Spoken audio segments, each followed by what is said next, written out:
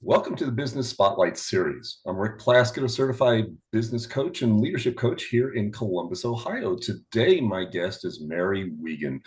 She is the CEO of Boon. She's also the founder of Boon. I'm going to let her give you a little bit idea of what Boon is. Today, we're going to talk to her not only of what the business is, but a little bit about her challenges, some of the best practices that she's has that maybe you can learn from, and share a peek into what it's really like to build and operate a business. If this is the first time on the channel, please be sure to like and subscribe so you get future notifications on the conversations that we have with other people just like Mary. So, Mary, welcome and thank you for being with us here today. Hi, Rick. Thanks for having me. It's great to be here. Super. Hey, give our audience a little bit of an overview of your background and how you got into this, and a little bit about Boon. I haven't even said what market you're in, so I'm going to leave that to you. Awesome. Yes, thank you so much. Well, my background is in retail. So where I started, and I'll take you through to Boone, but where I started was at Target's headquarters. So right out of college, I came with an economics degree, trying to figure out what I was going to do with that. And it was so fortunate to find retail. I worked at Target's corporate headquarters for a few years out of college in the merchandising team. What that means, I was in charge of making sure that all 1,700 Target stores had the appropriate levels of sweaters and swimsuits. So I was a real seasonal girl in the women's wear, and really getting into the nitty-gritty of how a retailer manages their inventory. It was amazing to start my career at Target, really learning from obviously an amazing corporation, best practices there. After a few years there, I wanted to try something different, moved to New York City and worked at Tiffany and Company. Similar type role, but moved into the luxury business. So really learned, okay, how do I think about retail, inventory, new product launches, entirely different for a Tiffany business than a Target swimwear business. But stayed in that real same functional area, just merchandising at a luxury retailer. A few years after that, moved to Victoria's Secret. So went into the specialty market, having hit, the mass merchant, then luxury, then specialty. Doing again the same exact function, really helping them understand how much of each product to buy, how is the demand going to be forecasted forward, what did they need to purchase in order to stay in stock. After Victoria's Secret, made the jump from corporate into startup world. Now, this is before starting Boon, so I'm still building my background. I'm really trying to get a good footing, and having had those three big corporate jobs felt really good. And then I went into startup. I was like employee 25 at a costume jewelry company called Chloe and Isabel in New York City. What I learned there is really about taking all that institutional knowledge from my big corporate days and applying it in a startup environment. Truly, what does cross-functional work look like? How do I take my same functional knowledge that I've had for the years prior and really utilize it for a startup business? That progression that I just walked through, I sometimes joke how I went from big company, right, to smaller and smaller and smaller, but it laid the foundation for me to be in this retail, now e-commerce space. And at that time, after being in the startup world, we can talk about my personal journey a little bit too, but I was, like many women, kind of at a crossroads between being a mom. I was the mom to two kids at the time, and trying to figure out how to continue my career. And I knew I had great, great skills, but I couldn't find the right role that worked to utilize those skills and allow me the flexibility to be able to use the skills in a way and still have like a blend of life back to it. So in 2017, I founded Boon. Boon is a consultant agency that provides e-commerce brands with inventory management, demand forecasting support. So what it does is it's taken everything of all of my past knowledge through all of those corporations and bringing it to brands that otherwise wouldn't have this kind of expertise available to them. We're working with true startup brands. We're working with ones that haven't reached a revenue level that potentially is ready to have a full-timer, but they really need expertise in understanding their inventory and allowing it to be flexible, both for the client and my team. And we can get into that. But one other just interesting note, people think often that Boone is part of my name. And it's not. The company is named specifically Boon because the word itself means something that's additive or helpful. So really part of the mission of Boon is to be helpful to these brands as they progress, as they grow, and really making sure their inventory is aligning with their sales goals. Super. Thank you, Mary. That's a great overview. Now, to set the stage for the viewers, you've brought us from the past to the present. Today, tell us a little bit about what your role is that you play inside of Boom. Yes, that is a great question too. And as any founder of any type of company knows that it's ever evolving, right? What I was doing for Boone 7 years ago is not what I was doing 5 years ago, nor really last week half the time, but it has definitely evolved. So in my current state, I truly take the CEO role and I am leading the team. I am managing the business from a top side. I am focusing on making sure our exposure is there as I'm here with you today. I'm making sure that our partner network is strong. The business is built heavily on referrals. So my time is spent representing Boone, making sure that my team is aligned to our goals, making sure that the clients are well taken care of, and making sure that we're evolving so that we can be here for the next 7 years. Because not all businesses make it past like that critical 5 year mark. And then you really have to understand that you can't just coast, right? So at this point, it's high level strategy, leadership, and still I get in the weeds with my team sometimes, and I get my hands pretty dirty in a spreadsheet and really help a client pull their inventory numbers together. But really trying to focus on working on the business. Super, super. So let's wrap that up. You said get into the weeds and then the face of the company, as well as the looking forward to the next 7 years. And clearly, what got us here will not get us there. And that responsibility rests on your shoulders. How would you break down your hours that you work on a normal basis of are you looking strategically to the future, or are you, how much time do you spend with the customers, and then how much time are you actually in the nuts and bolts and in the weeds? Just a Mhm. percentage of what do you think your breakdown is? Sure. Well, as a math person, I'm going to try to keep my percentages adding up here, but obviously I'm not trying to tick on a calculator. But I would say working from the bottom up, like from a tactical doing work with the client in a spreadsheet, I try to keep it about 10% of my time. It sometimes creeps up, but in an ideal scenario, that's where I'm at. I would say then there's probably a solid 25% that is team leadership. It's meeting directly with Boon team members, talking about the client work they're doing, talking about what needs they're having, potentially sitting in a meeting with a client with them so that I can get a sense of how things are going with that client, potentially support my team better. Okay, so that puts us at 35% at that point. I would say I probably spend 30% really managing what's happening right now in Boone. And that looks like a variety of, I would say, kind of tops down, bottoms up view. And that's a very planning term that I just use. We look at data and we take it from a high level number and we push it down to individual items and we take those items and roll it back up. And the same thing happens from inside Boone.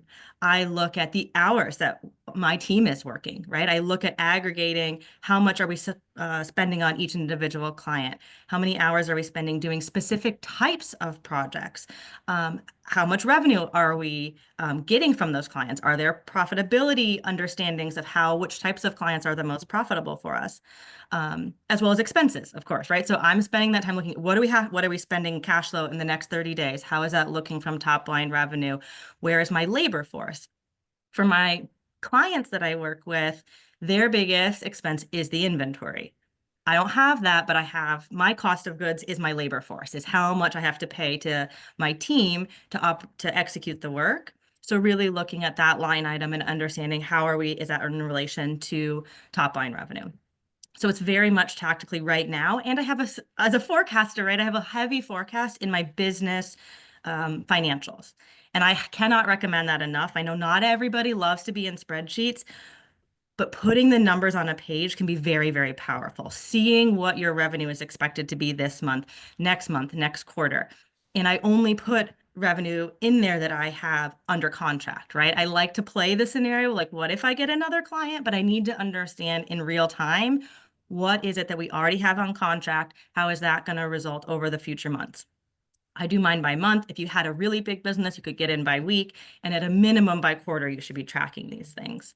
So spending a lot of time understanding Boon, and that's important. Understanding like Boon's financials, it's important for the financial health of our business to be able to support the other businesses. Um, and I think I've lost track of where I was. Let's see, 25, 10, 35, 65. So it's left me with like 35%. I would say 35 is probably about right. Is future looking. And I'm spending time looking at those future contracts, which clients are coming up for renewal, where are there going to be gaps in the needs of my team, and what client pipeline looks like. I don't do that solo either. I have a teammate who helps me on business development, but making sure that we are figuring out the right client pipeline, which I'm sure we'll get into, is about understanding what are the clients' concerns at that time. We have to speak to them, right? In this e-commerce world, I have to sell Boon as a service that is useful and valuable and cost efficient to them, depending on all of the factors that an e-commerce brand is dealing with. So a lot of that time that I'm spending looking forward is truly trying to understand that ideal client profile and what are they asking right now? What is their biggest hurdle? How can I solve that for them? So that when we finally get them in, we can, be the resource that they need. Mary, I'm smiling because there's two observations here. I bet I can guess which one of those hats you would absolutely wear all day long because you love it if there weren't an outside force.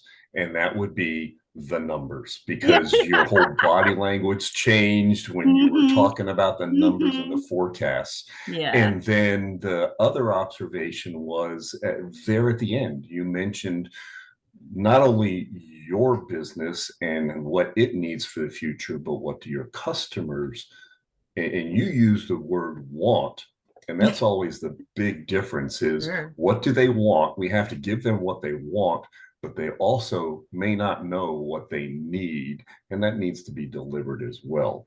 hmm Yeah, absolutely, I love it. When I work with my clients, if I can just squirrel for a second here, as a business coach, I look at my clients, and this time of year, we've already set up what is our status quo budget for the future. What is I usually do a 50% growth and a 50% decline. And we run those three just so it's like a bowling alley. We have the alleys Mm. already set up. And, we know if we're trending towards one gutter or another, we don't have to react to it. We can proactively. When do I have to expand, hire more people, buy new trucks, go to a different division? Or if it's going the other way, what are the things I have to do before all of a sudden, hey, I've expended way too much of my resources and now I have to start cutting? I love it.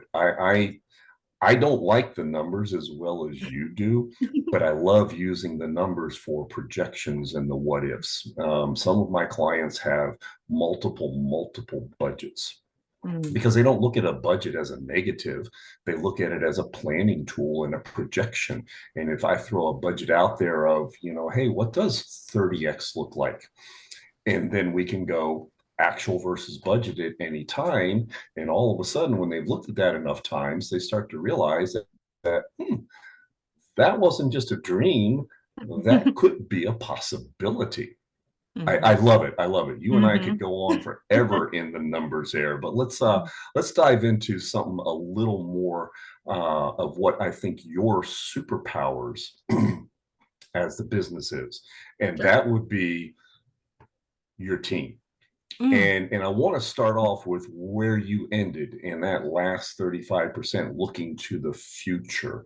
hmm And you as the business owner, as the entrepreneur, your entire workforce looks at you as the family matriarch. You're the mom. They hmm want security hmm and they want to know that you know where we're going.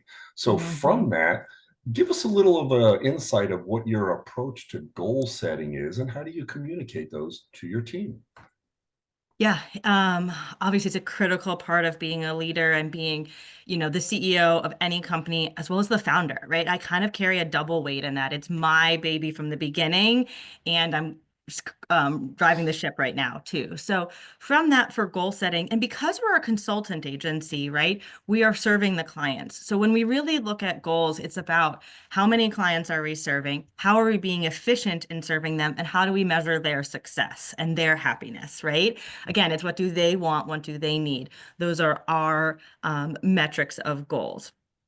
How I engage with my team, right? And we can get into maybe a little more of the nitty-gritty of my team, but really making sure that I empower them to understand what my goals are, right? If my goal is 30x business, I need them to understand how efficient I need them to be or how many new teammates we're going to be bringing on and not have them be worried about that. Have them understand that stability of this is what's going to happen. And I know why, because Mary's vision is to 30x for this year.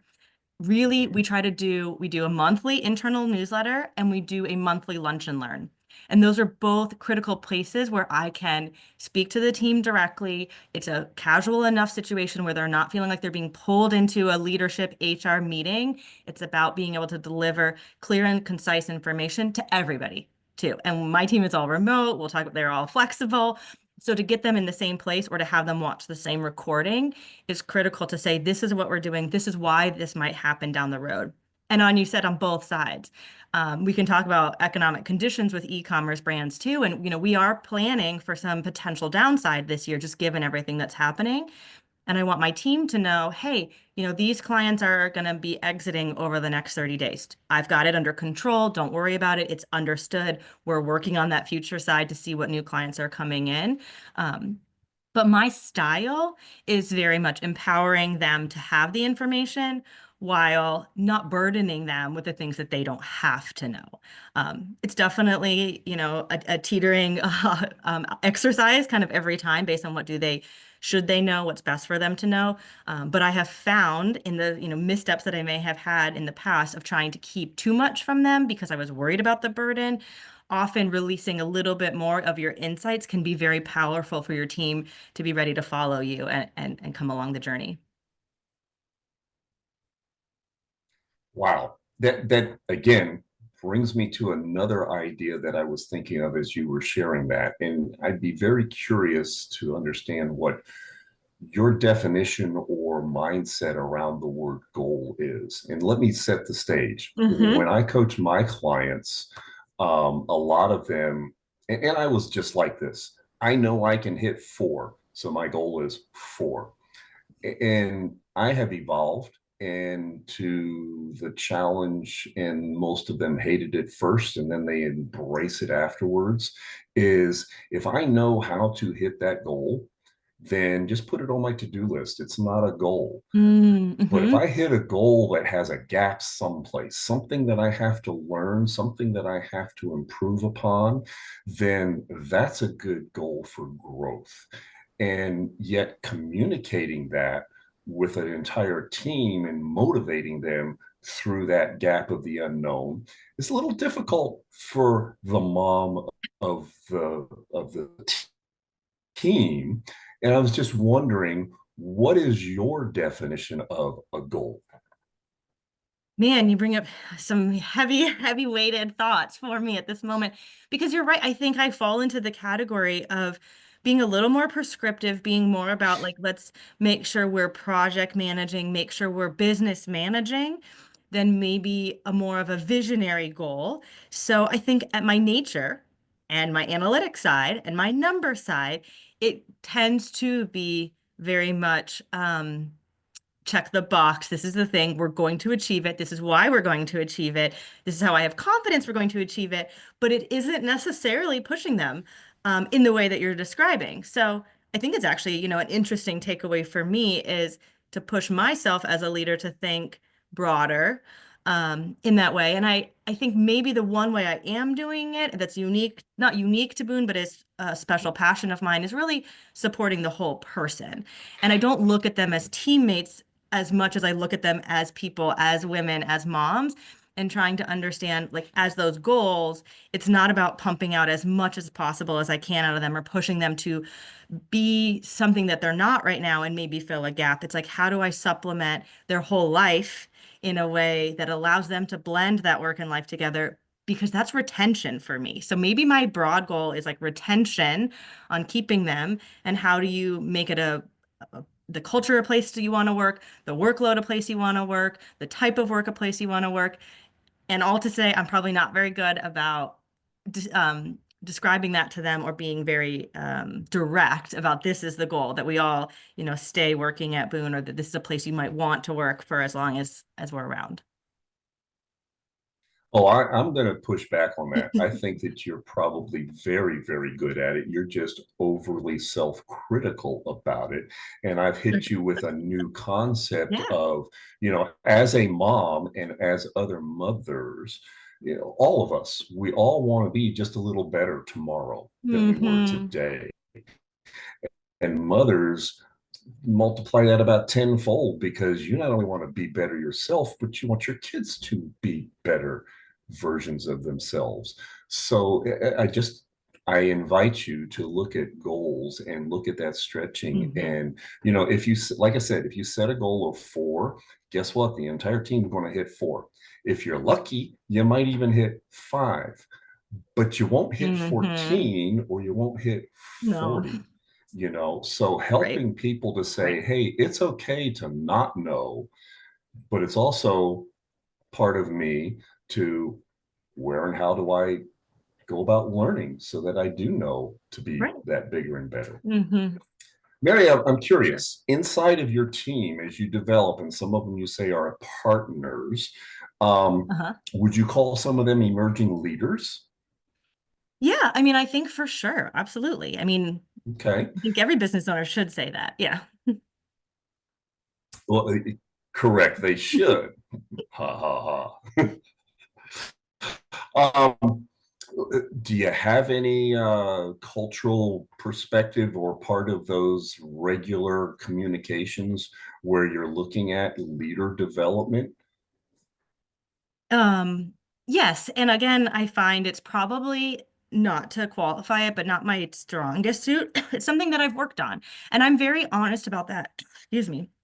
Um, as a leader, as a founder, I don't want to be seen as one who knows it all. That's not the thing. I have, my gaps and my learnings too. So, in terms of developing other leaders and bringing that learning and development, and we have been focusing for the last year and a half or so about what does it take to get to next, right? And that idea of like, I've got to be operating at a level of next before you can actually get there. And what does it take in this unique business environment?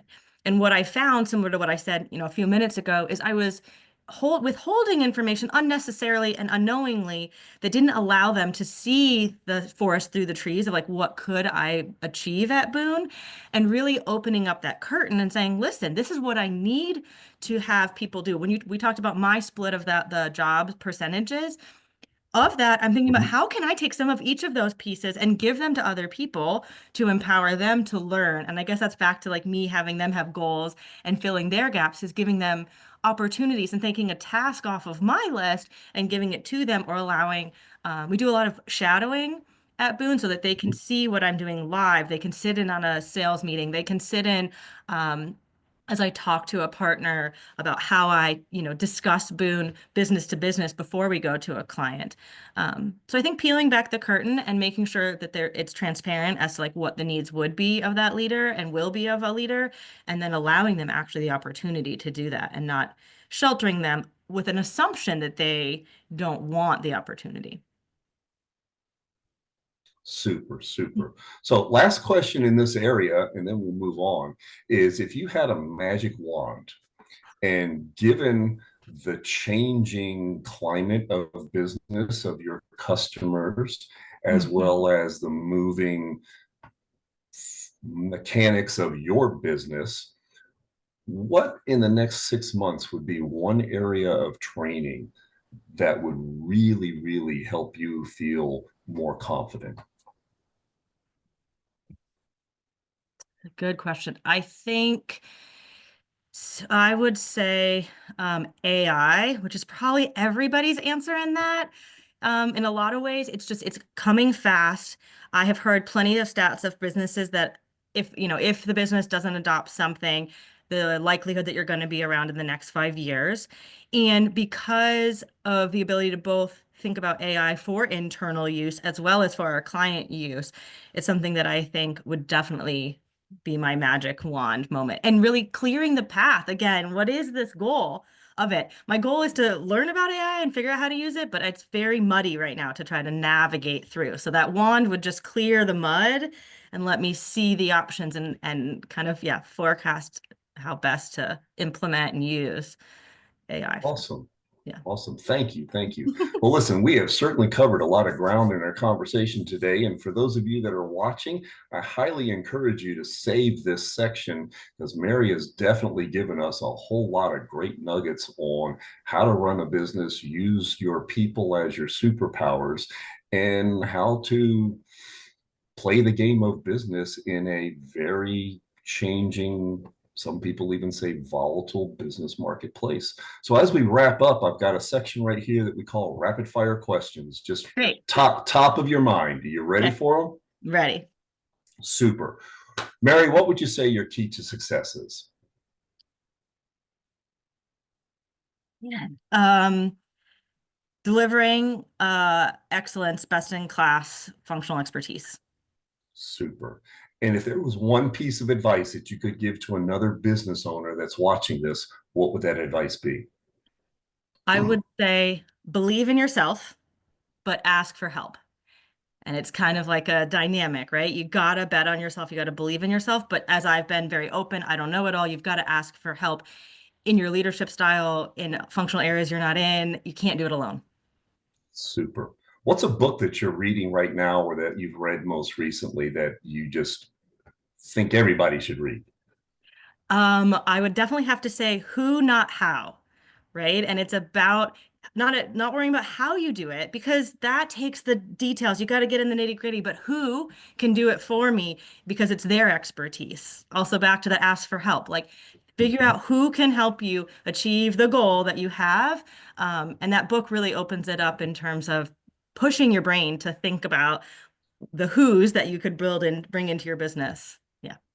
Awesome. Listen, before we get to the last question of the day, Mary, if someone is watching this and wants to get in touch with you, either to become your next best customer in the world, or because you've given such a great sage advice that they want more, how's the best way for them to contact you? Yeah, you can find us on our website at boon-llc.com. We're also very active on LinkedIn. So if you find us at Boon LLC on LinkedIn or myself on my personal page on LinkedIn, you'll see all our content. You can reach out on a DM. There's plenty of places to contact us and go ahead and book directly on my calendar. Fabulous. Mary, last question of the day is what is most inspiring to you? Oh, what's most inspiring to me is to truly see the female momentum going here as far as female founders, female-led companies, really supporting moms in the workforce and knowing that we are a super valuable resource that is currently still underutilized in the total. So trying to break through that a little bit with Boon too. Awesome. Mary, thank you so much for joining us today and sharing your journey. And to you, the audience, thank you for watching. We've definitely been inspired today in listening to Mary. And folks, listen, come back and see this a couple of times. And until then, make it a great day. Bye for now.